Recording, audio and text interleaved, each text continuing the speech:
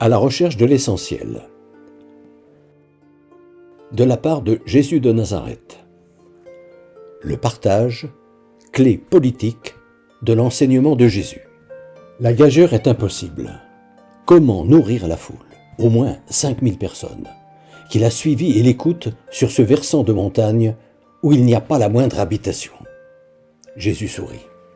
Depuis plus de 3 heures peut-être, il use en bon pédagogue de toutes les images possibles. Ces paraboles que retiendront ses disciples à force de les avoir entendues pendant les 3 ans qu'ils auront passés avec lui, pour bien faire comprendre à chacun de ses auditeurs ce qu'il veut dire par royaume de Dieu.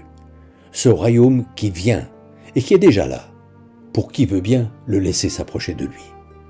Cela fait des heures qu'il leur annonce ce qu'est la vérité, cette vérité de Dieu éclairante et exigeante, ô combien. Ont-ils compris?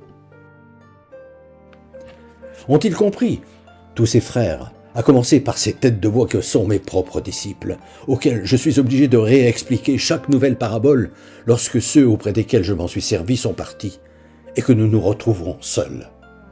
Ont-ils compris, mes amis, quand je leur ai dit « Donnez-leur vous-même à manger » ? Non. J'ai d'abord lu la stupeur dans leur regard. L'un d'eux s'est même exclamé « De toute façon, nous n'aurions pas assez d'argent pour les nourrir tous. » Et puis, tout à coup, ils ont entendu.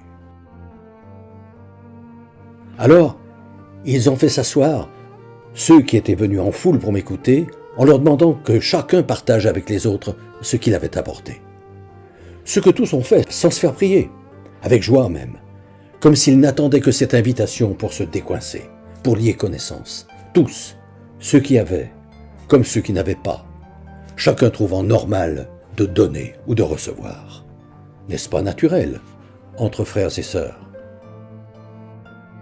Ce qui est étonnant, c'est que les 12 n'ont toujours pas compris que, lorsque je leur ai demandé de récupérer les restes, car je ne veux pas qu'on gaspille, ils aient ramassé la valeur de 12 corbeilles.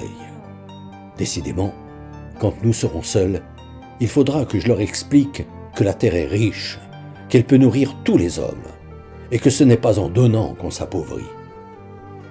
À la semaine prochaine, fraternellement.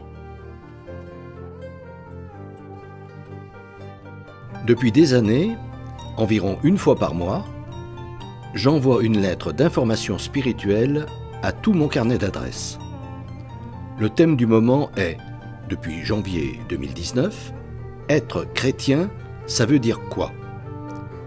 Si ce sujet vous intéresse, n'hésitez pas à me transmettre votre mail, en vous contentant d'indiquer auditeur YouTube, vos noms et prénoms, et éventuellement votre numéro de téléphone si vous souhaitez me parler.